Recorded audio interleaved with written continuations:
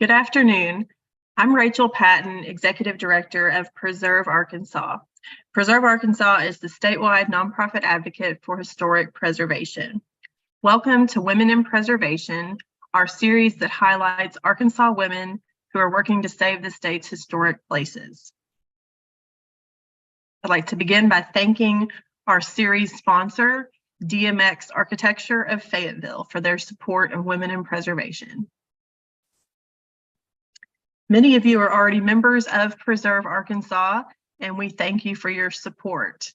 If you are not already a member, I'd encourage you to join us for as little as $50 a year. Our memberships provide vital support to our programs and allow us to achieve our mission of saving Arkansas's historic places. We just put out the call for nominations for the 2023 list of Arkansas's most endangered historic places. You can learn more and nominate a place at preservearkansas.org. Join us next month for a talk by Dr. Paige Ford, station archaeologist for the Arkansas Archaeological Survey's research station at Plum Bayou Mounds Archaeological State Park. Now it's my pleasure to introduce today's speaker, my friend Holly Hope. Holly Hope has been with the Arkansas Historic Preservation Program at the Arkansas Department of Parks, Heritage, and Tourism for 27 years. She received her Bachelor of Arts degree in history from the University of Arkansas at Little Rock. Holly held the position of National Register Historian at AHPP before becoming Special Projects Historian in Community Outreach. She writes articles and lectures on various aspects of Arkansas history, such as the mixed masonry homes of Silas Owens Sr., Arkansas in the New Deal, and homefront efforts in Arkansas during World War II. Holly writes and edits nominations for the National and the Arkansas Registers of Historic Places. Holly created the hands-on cemetery preservation program for the public to learn the basics of repairing and cleaning gravestones. She also lectures on maintenance and safety in cemeteries and how to interpret historic symbolism on gravestones. Welcome, Holly. Hello, Rachel. Hello. Thank you for having me today. I really appreciate you asking me to be a part of this series, and I hope that I can be informative and help you out without putting everyone to sleep. But Rachel and I have known each other for quite a while, having worked together at the Arkansas Historic Preservation Program. And I'm really in awe of her work and her intellect and her work ethic and her projects. I have a little trouble accepting that I fit in with the previous speakers in this series because I'm nowhere near the caliber of those ladies, much less Rachel herself. But I guess that I must consider that my experience and my interests could be termed vernacular. I never obtained a degree above a bachelor's in liberal arts, and I have sometimes molded my own projects and research areas, which I guess you could say would be a vernacular way of me approaching my work. So that's me, vernacular. I also have a soft spot for vernacular architecture and art, produced to be functional and expressive, drawing on social, economic, and cultural circumstances. And so my approach to history is to look at circumstances like that, investigate the origins and influences, and then follow the thread to significance. So Rachel has asked me to tell you where my interest in history began, and I will show for you here. My biggest influence prior to going to college was my mother, Barbara Thompson, and that's her in the picture with me. I totally credit my mother with instilling me with this love of history and architecture, because on the weekends, she would stuff my sister and I into our Rambler, and we would go on drives in the country or to state parks. And it was all Arkansas locations. The only time we ever got out of Arkansas was when we went to Silver Dollar City in Missouri. On our drives, we would keep an eye out for abandoned buildings and we would just simply take ourselves inside. And one that stands out to me is when we strayed into the Butterfield House, also known as the John Gould Fletcher House, which is now on the grounds of Pinnacle State Park. Of course, back then in ancient history, Pinnacle Mountain State Park didn't exist. So the state didn't own the house and there were not a lot of other residences around. So my mother figured it was okay and the door was unlocked.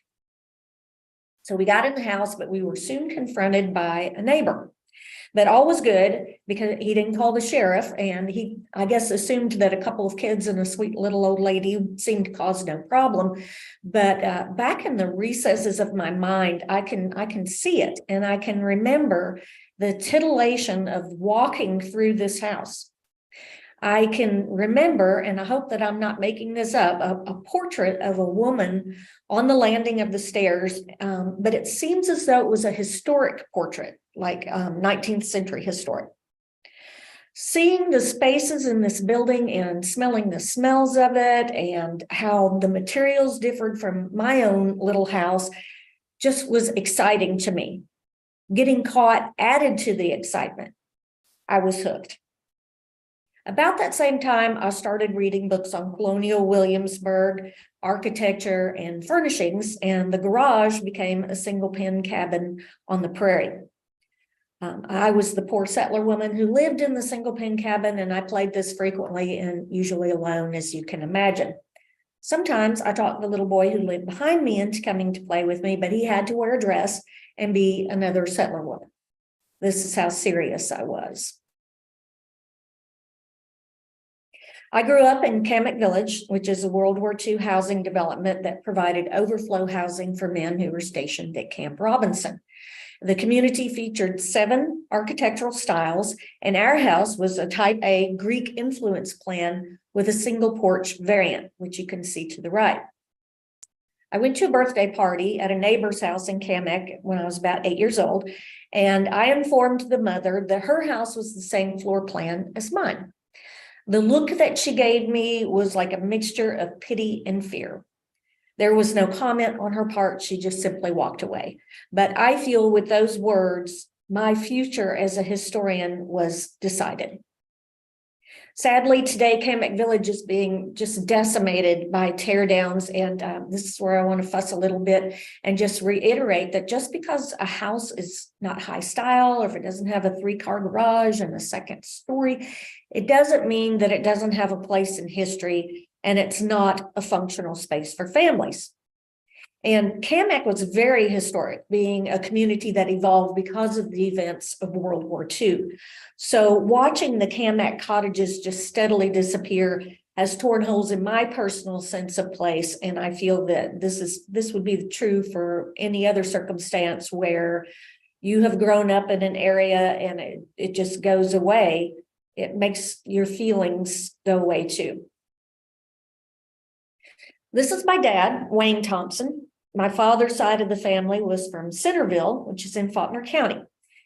Dad didn't really talk about Centerville, so I had no information about exactly where he was from or what his life was like. In the early 2000s, I happened to be in Centerville documenting the Methodist Church, and I met 2 men from the area. I told them that my dad was from there, and I asked if they knew them, and one of them slapped his hand on his knee and said, "I knew your dad. He lived right across this road, and he went to school right here." He then told me I was related to a person in Conway. So I called that person, and they informed me there was a family reunion in a week. So the mystery of where I came from was revealed. It was a rural farmhouse in cotton country. My dad picked cotton before he joined the Air Force. Years later, I was on a survey trip to document a collection of vernacular structures. And the owner told me with absolute stars in her eyes that they were authentic hillbilly cabins. And now I'm sure what she had in mind were barefooted hicks drinking from a jug on the porch. And I feel like you could also use that term for me without the jug. So this is a photo of my fraternal hillbilly family in Centerville. And I don't use the term hillbilly as an insult because what I see in this photo are hardworking people that supported each other and they were part of a community. Their vernacular home wasn't architect designed. They weren't dressed in expensive clothes. And some of them worked in the CCC camps in the area. But I wish that I had known about them earlier because they tied me to early Faulkner County. Just like Kamek Village, I now have another spot to call home. So my thought to the hillbilly comment was, lady, I come from a long line of hillbillies, and I'm cool with that. On my mother's side of the family, there was my beautiful, graceful grandmother, Bertha, you see to the left, and my grandfather, Charles Porter, who was a dentist. My mother's childhood home in Seward was a two-story prairie-style house. So their lives were a little different from Centerville, but my maternal grandfather came to Nebraska on an orphan train. So here again, my roots are showing in the background of Grampy. So while I can certainly appreciate the high style grace and form of formal architecture, I also recognize how those styles grew from humble beginnings. There's a yin and a yang in my family tree. It's in my blood. I have humble beginnings too, and I moved by both forms, but I have a special affinity for the vernacular. While I was working as a cocktail waitress, I attended the University of Arkansas at Little Rock, and there was no question that I wanted to major in history.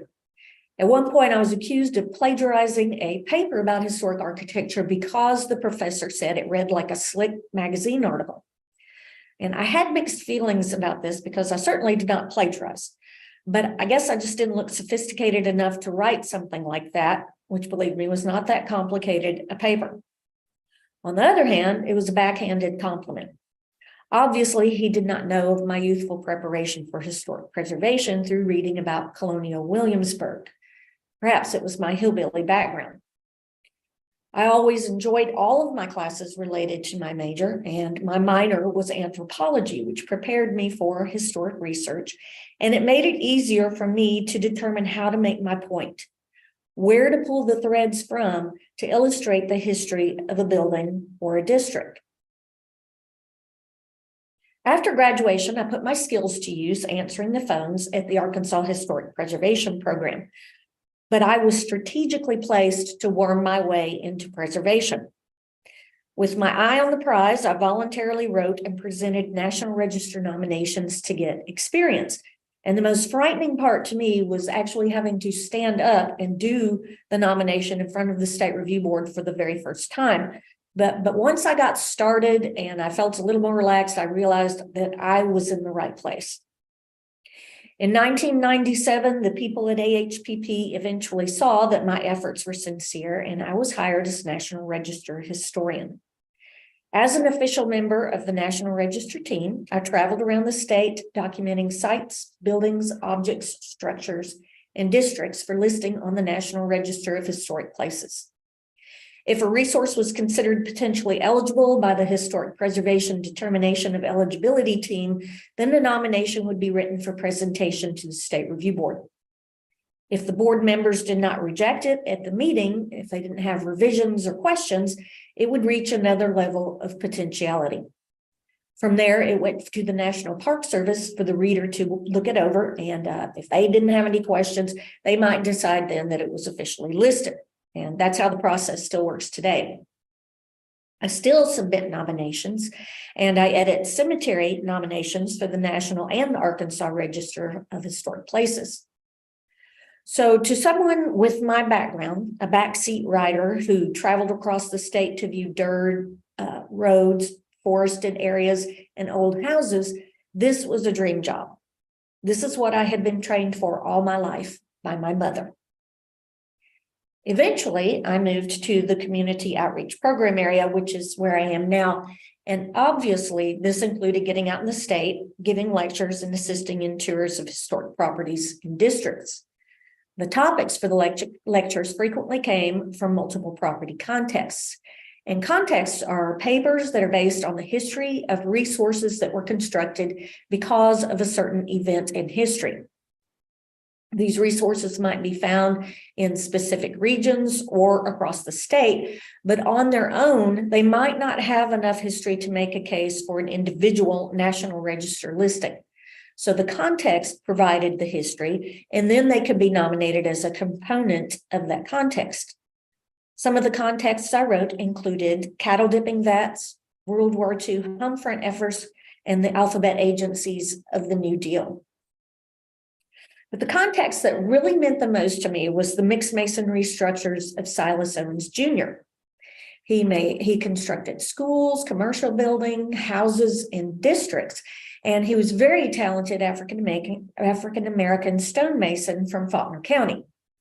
So this is Silas Owens Sr., and I really love this photo because he didn't actually wear glasses. That was a photographer's prop, and he just wanted to wear them because he thought they made him look smart.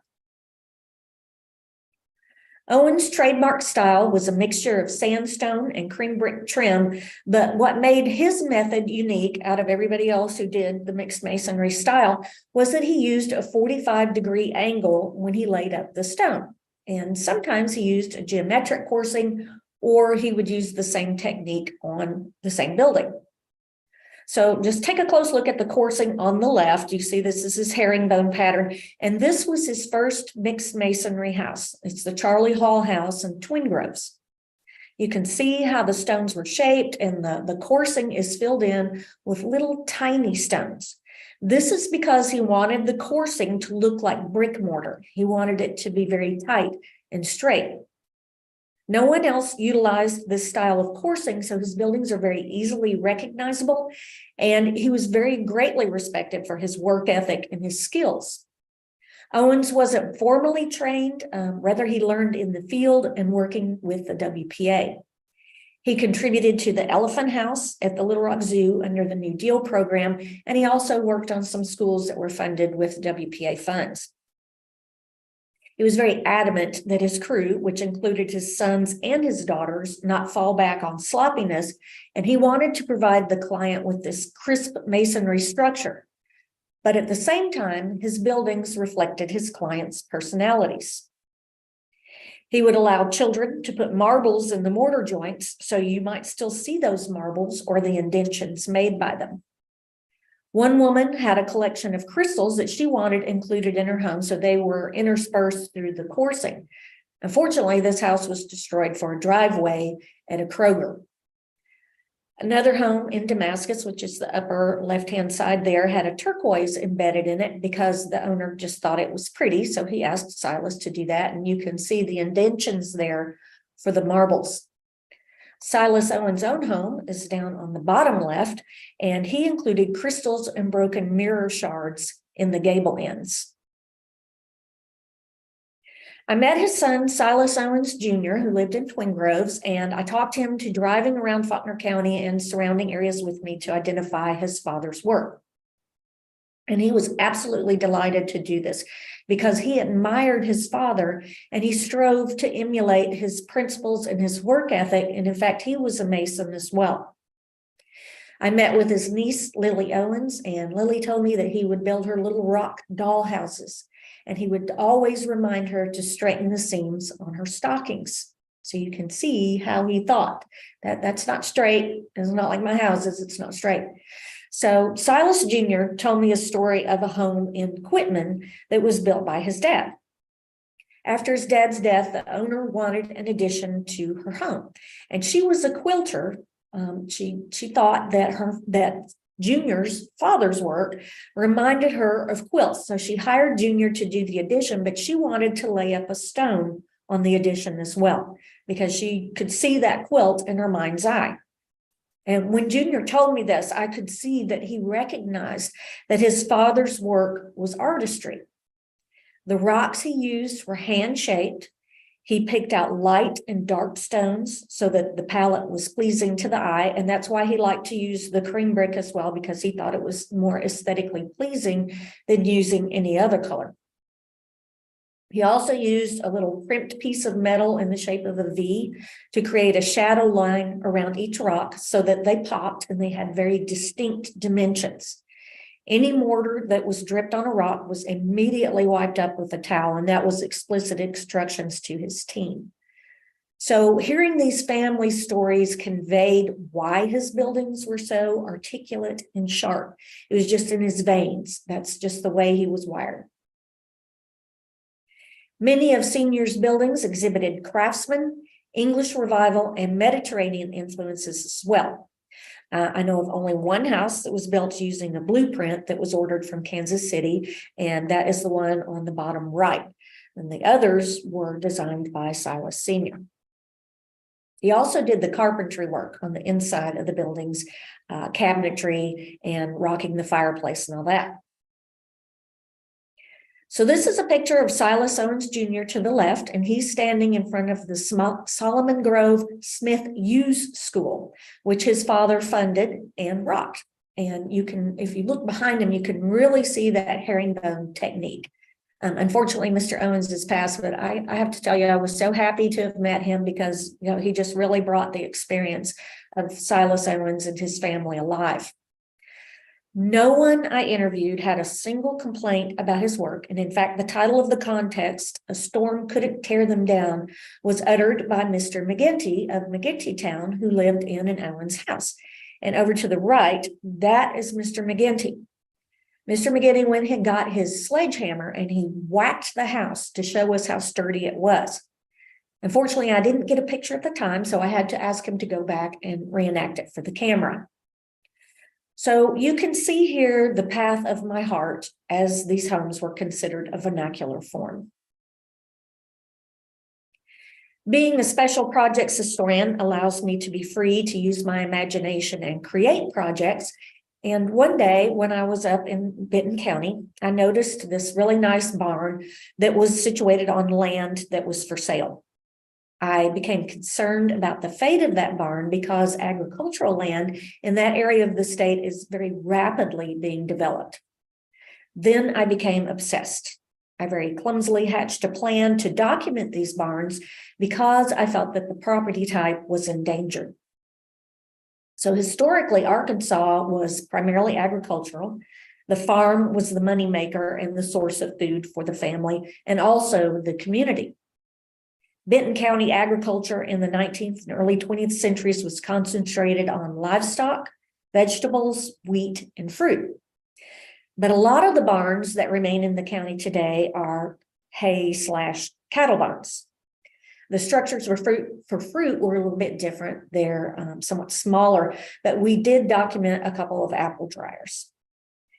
In my mind, these buildings were important reminders of who we were, and in some instances, they could document immigration patterns as the style of the barn might reflect the builder's home state or their country of origin.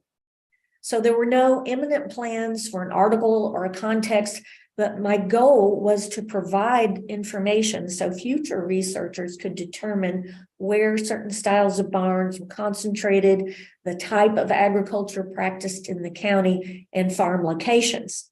And also these barns could be archived as part of the story of Arkansans.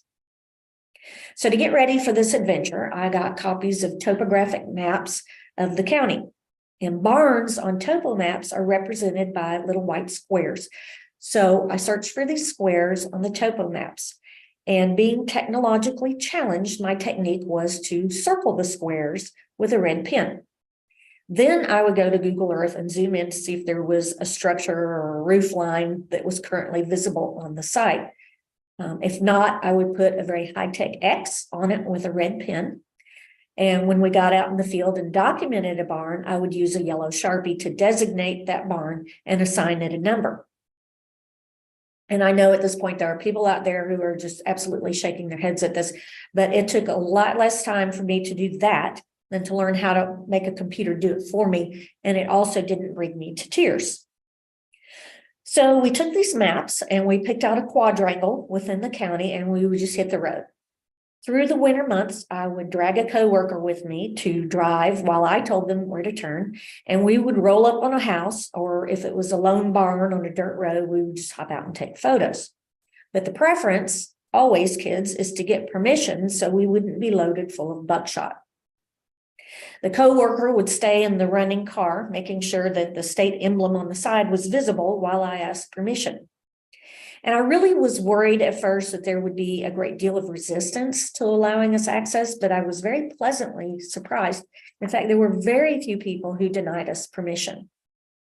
The other thing that surprised me the most was that most of the barns were built in the 1940s. I don't remember any that were 19th century, and the earliest dated to the 1920s.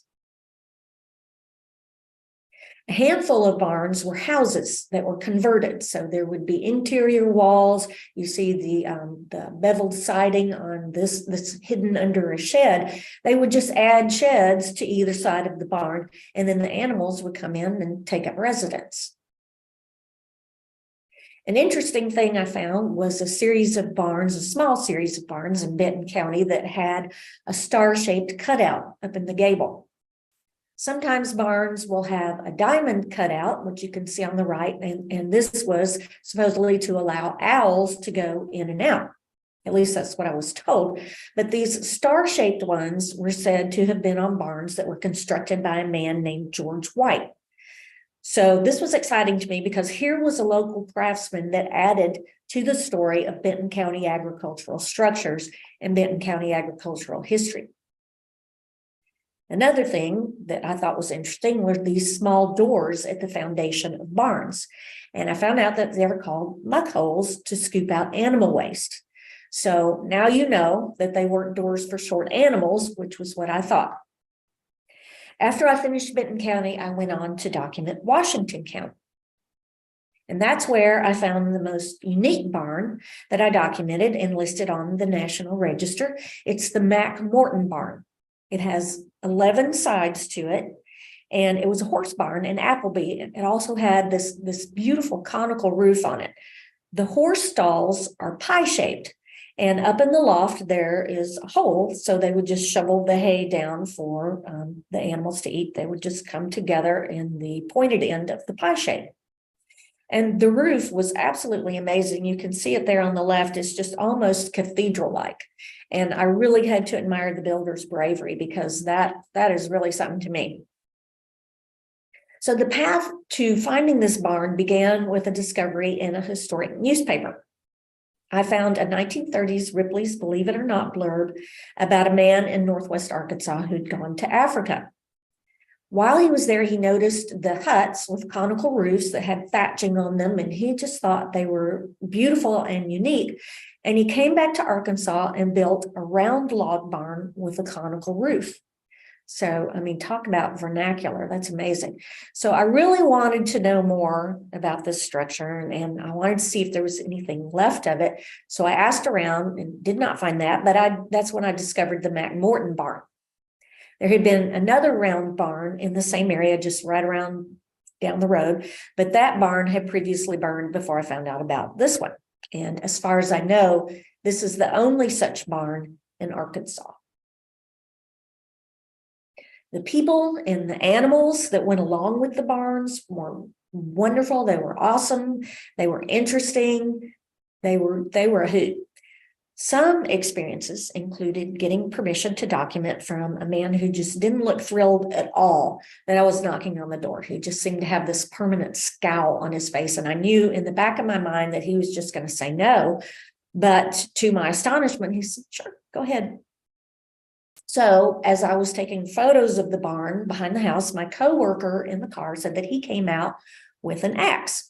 And she came up with a plan of action in case he came after me. She was going to honk the horn, and I was to run through the woods, scale a barbed wire fence to the getaway car. But the trouble was, I really wouldn't know why she was honking, so I don't think that plan would have worked in practice. There were people who answered the door in their underwear, and one man who answered in a bathrobe. Both of us knew that robe was going to come off, and it did. But luckily, he had on a pair of Speedos underneath. As I was documenting a barn on Miser Road in Benton County, I was being followed by a cat. The cat was meowing at me and walking down the road, and then it just kind of peeled off to one side. So I went ahead and took my pictures, and on my way back, the cat came back, and it had this little gray bundle of fur in its mouth. It just spat it out at my feet, and then it turned around and walked away. I thought it was a dead rat, but it proved to be this kitten on the left. It just evidently didn't want the kitten anymore. So little miser Meepit came back to Little Rock and got a home with a coworker. So there was a happy end to that. And you can see how tiny she was. I think she was even tinier before this picture was taken. Also, a barn visit in Cane Hill ended with me finding a baby squirrel on the ground. It was very cold outside. So Bobby Sue Girl Squirrel got tucked into my coat, but she decided that she liked my head better. And I was trying to have a talk with the director of Historic Cane Hill as the squirrel went running through my hair. Now that's professionalism. This is an actual photo of Bobby Sue after she went to an animal rehabber in Berryville. And as far as I know, she's still out there on the Kings River. So there's a lot of really fun, wonderful stories about the people I met, stories about being chased by a bucking horse while my coworker was in the car looking at her phone. She couldn't even hear me yelling, being spat on by a llama, and repeatedly headbutted by a donkey. But there's just so many, so I'm not going to go into them. So this ultimate vernacular form, the barn, to me was very fascinating. They're hardy, they're informative, and they're really beautiful buildings. So I thought it was just a really great project to be a part of. We did have a couple of barn preservation programs with Rudy Christian, who has done barn restoration projects around the world. He's amazing. He's very knowledgeable. These programs were designed to make barn owners aware of problem spots and what would need to be repaired first in order to preserve their building, because you just can't go in willy-nilly and start repairing things. You have to start at the most logical area in need. So we don't do those anymore, but my dream would be to document barns in other counties. And I actually think it might be an obsession. I hope that someday I can carry on with more barns. Another great project was documenting remnant sections of the Trail of Tears through Arkansas with my boss, Mark Christ. And this is an actual segment through Village Creek State Park. It really offers you a vicarious experience, and that's what we were looking for, to document these, to hopefully save them so it can make it more real to the visitor. And this project was in conjunction with the National Trails Office of the National Park Service. So here was another chance to put my skills of looking out car windows to use.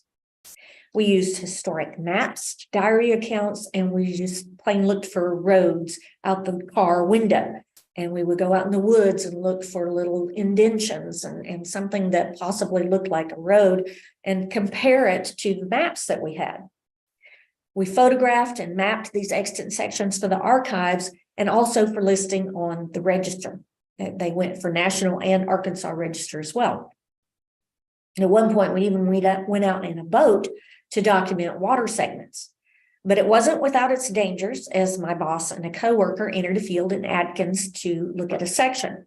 Once we got over the fence, we discovered this bull in there making really threatening gestures at us. I raised my hand and said, no. The bull kind of thought it over for a minute and it backed down. But when I turned around to get away, I noticed that the guys that I was with were already on the other side of the fence, leaving me in there with the bull. And this actually made its way into my performance evaluation. So these same guys decided at one time that I needed to scale a fence to document a log house. So they threw me over to take photos just about the time that the owner pulled up to see what was going on. Thus, they were able to pretend that it was my idea and they had nothing to do with it. Lastly, the project that I continue working on today is my cemetery preservation workshops. In the early 2000s, I inherited the cemetery projects from another lady in the office who had left. Before she left, she had facilitated a couple of programs featuring cemetery lectures. So I carried that on and I was looking for potential speakers. I found Jason Church at the National Center for Preservation Technology and Training in Louisiana. And Jason did workshops on cleaning gravestones. Hands-on, he would have people come show them how to do it and they would do it themselves. So I contacted Jason about a lecture and a workshop, and he came in 2007 to be our first hands-on preservation workshop at the Hollywood Cemetery in Hot Springs. And Jason is the definition of expert. It's not just cemeteries that he knows about. He's been doing it for years. People really love learning from Jason. He's very articulate and he can answer any question that you have.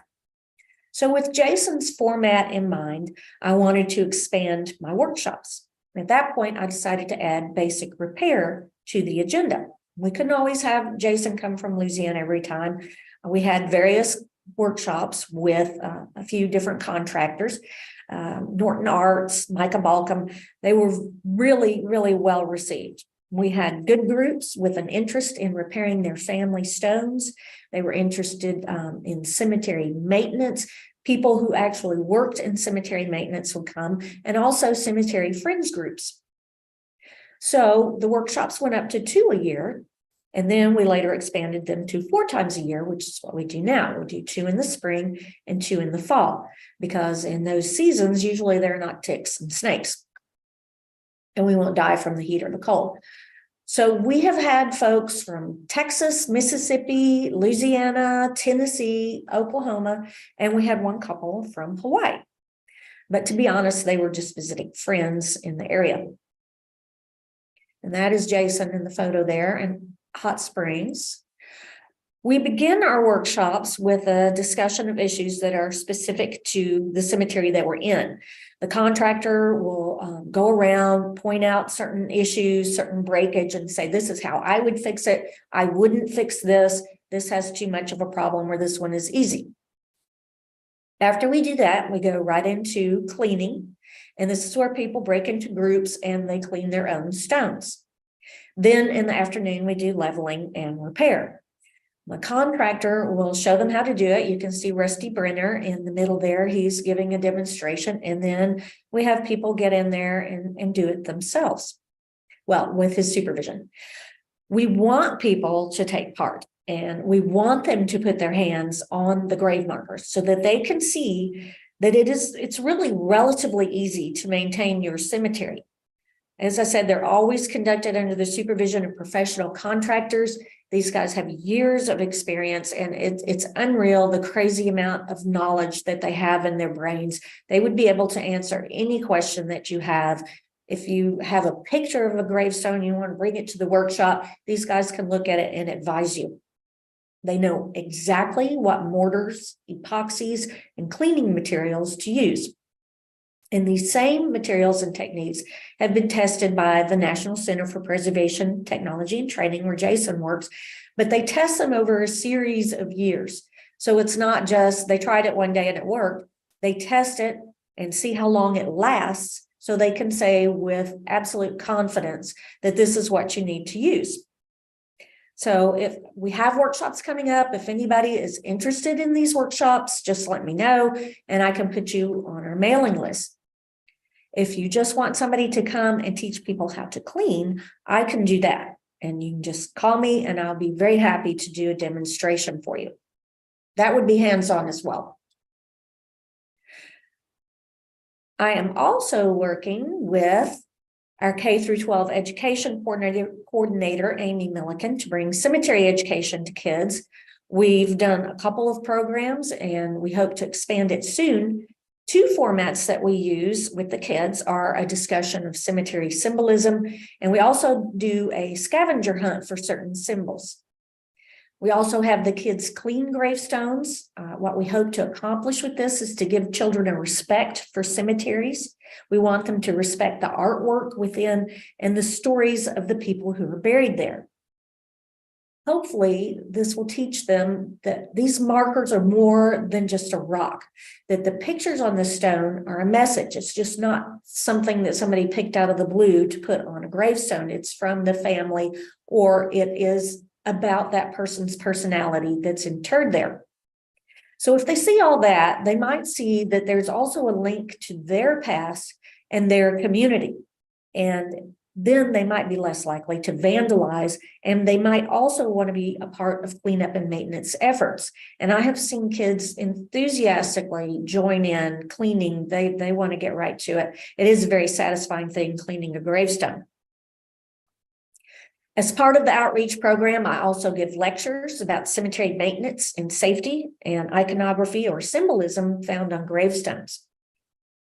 Working with the cemeteries means that I'm on the radar for a lot of interesting cemetery questions. A recent one was an issue with cows that scratched their behinds on the stones, causing damage. They're pretty big, and a lot of times the stones are not adhered in any way. So this is actually a problem that happens a lot. The stones will be knocked over. They'll be lying on the ground, which then causes future maintenance problems. So it is a felony to disturb a cemetery, but I really wasn't quite sure how to help this woman because the sheriff would just not be very likely to go after the cows. I gave her a little bit of information, and hopefully the sources that I gave her could help her. But the cows were not going to go to jail. Often people are looking for relatives. That's somewhat easy, or, sometimes it's an easy thing to help them with, but then sometimes that's just something you'd have to sit down and research for months or years maybe. But most of the time, the issues that I hear about are damage by a farmer who encroaches on a gravestone by enlarging their fields, or through vandalism. I have visited several cemeteries because of this aspect of my work, and I've seen some really amazing gravestones, which you see here. But by now, you know me, and you know that what I'm most impressed by and moved by are the vernacular stones. This to the left is in the Deanne Cemetery. This is in Mineral Springs, and the truck is in Mineral Springs, and then the horse is in Mineral Springs as well. These are almost like, that could be a life-size small pony there. The other one is from Pine Bluff. It's a more traditional gravestone, which we see a lot more of. Oh, there's the kids. Got my slides out of order. So here's some examples of vernacular gravestones in cemeteries that I just absolutely love. They are no less heartfelt than the marble monuments with a portrait or a poem. A marker created by hand, usually by a family member, can be a very poignant tribute and artistic creation. Some handmade stones exhibit marbles, or they have bottle caps pressed in the concrete. Found objects also can result in some unique grave markers. This to the left is in the Macedonia Baptist Cemetery in Lonoke County, and we just listed that cemetery on the Arkansas Register. But this gravestone with the hands and the urn on it was under the mud. They didn't even know it was there, and they unearthed it, and it has this really fantastic design in the middle that I think it's ceramic, but the hands are pink, and they actually have red nail polish on the fingernails embracing this urn. And an urn is a very common funerary symbol, but I wouldn't know where in the world they would get this little ceramic symbol from. I've never seen it before. And so perhaps a catalog or something is where they got it from, but it's very unique and very interesting to me. The one in the middle is some sort of housing for maybe a refrigerator or equipment or something. That is in Drew County, and it's been made into a gravestone, or a grave marker. And I love that they included the little flowers in it, so you would be sure to know it was a grave marker and not something that they needed to put in the garbage pan. To the right is from a cemetery in Forest City. And there were several of these concrete crosses around, had this very heavy gauge wire in it. I'm sure it was hand bent, hand wrought, and embedded in this concrete. So I thought those were very beautiful as well. Here are some examples. Some of these are a little more recent. The one on the left with the mold, I see those all over the place. They're in black cemeteries, they're in white cemeteries, and you can tell that it was done with a mold, somewhat like a cake mold, because you can see the border around the dove that's embedded in the concrete, and then perhaps some letters, metal letters of some sort that could do the inscription on the gravestone. And I have never been able to find out where this mold might have come from, if it was something they got out of a catalog, or if there was some itinerant concrete salesman that went around and sold this as an addition to his business. But they are everywhere, and people have told me that they see them even in North Carolina. So it was probably a common thing, but I have not been able to find anything about it. And if anybody knows, I need you to tell me. The one in the middle is marbles. This is a more recent gravestone, but we will see older ones that have marbles and, like I said, bottle caps. The one on the right is obviously an enthusiast of pool playing, because it has, I believe those are pool cues that are making the legs, and then there are the pool balls up on the edge there, and then the little form that you use to, I do not play pools, I don't know what these things are called, but the little metal form that you put the balls in, and then you put them on the table. So Mr. Mudd is immortalized with his pool paraphernalia. Well, out of all of the really wonderful vernacular stones that I've seen, nothing intrigued me more than these. I was researching an article on iconography in Drew County Cemetery, so I traveled around the county looking at different examples. And as I went to different cemeteries, I began to notice these concrete slant, ground, and upright markers that featured a 4-petal flower that had a long stem and leaves on it. A lot of them had this filigreed border, like you see here on the right, or they might have a star on them. You could find them in black cemeteries, you could find them in white cemeteries, and I would see at least one in every cemetery that I visited. Not knowing who did it, I referred to the creator as 4-Point Flower Man. And the symbolism seems to be impressed into the concrete with a molded metal form of some sort. I thought they were fascinating, and I really wanted to know more. I asked around different places, but nobody seemed to know anything until I met a woman at a workshop in Monticello who had some information for me. The creator was Hubert Gumpert of Drew County. And I really, to this day, want to write an article about the man and his technique and his materials. I have not been successful so far. I did get with a family member, and the only thing I found out was that he rode around town on his Harley in his underwear. But this man needs to be recognized for more than that. He needs to be recognized for the work he did. I want to know, what his aesthetic was. So if anybody out there has any intelligence on Mr. Gumpert, please let me know, because his story needs to be told. He told the story for everybody else with his gravestones. So this is Hubert's actual stone. And of course, it features his trademark style. You can see he obviously made it beforehand, and he put those dates in. You can see his firm hand with the dates and things. And then you can see when he died, the lettering and the numbers are not as firm. So you can see that someone else finished it up for him. Obviously, he didn't know when he was going to die, but he passed away in 1989. I also love how people decorate cemetery plots. Just recently saw a grave that had a mailbox, that's up there on the right, that said "Forward to Heaven," and there would be notes and cards inside. So just like when families hired a carver to create images that were symbols of the interred person or their character on a gravestone, today people include actual photos of that person, or maybe a sample of their handwriting etched in granite. This is a very common thing now. Or they leave grave goods that may symbolize their family member through these grave goods. And I just think they're very fun, and they're very exuberant. They can be changed out.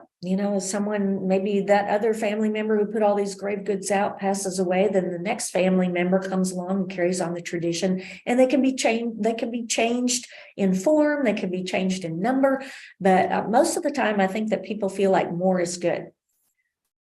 We have this wooden Indian over here, and also you can see their grave goods with the Halloween decorations.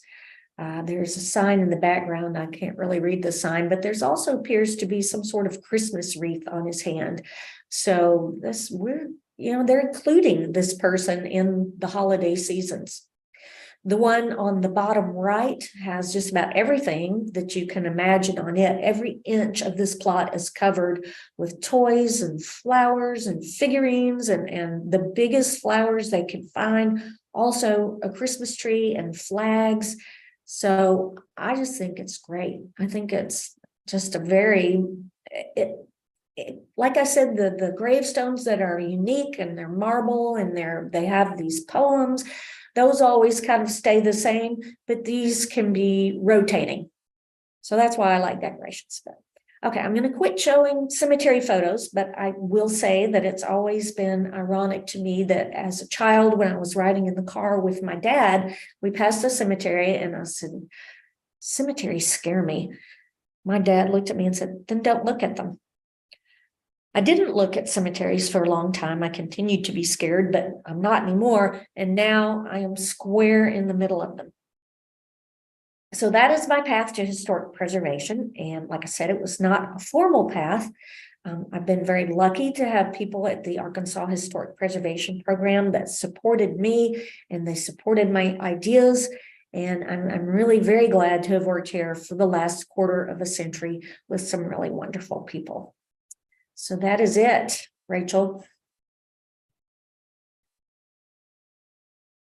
Okay, thank you so much, Holly. And will you tell people your email address and maybe the website? Just say it out loud so that they can know where to go for more information or how to reach you. Okay, my email address is Holly, HOLLY, .hope, HOPE, at Arkansas, spelled out, .gov. And our Facebook page is Arkansas Preservation, one word, no dots, no dashes, all spelled out, .com. And if you want to contact me through email or through my phone number at work, which is 501-324-9148, then I can put you on my mailing list for the workshops, and I would love to meet you and would love to help you with your cemetery issues. Okay, thank you so much, Holly. I appreciate it. And we'll see everybody else next month. Thanks, Holly. Thank you. Bye. Bye.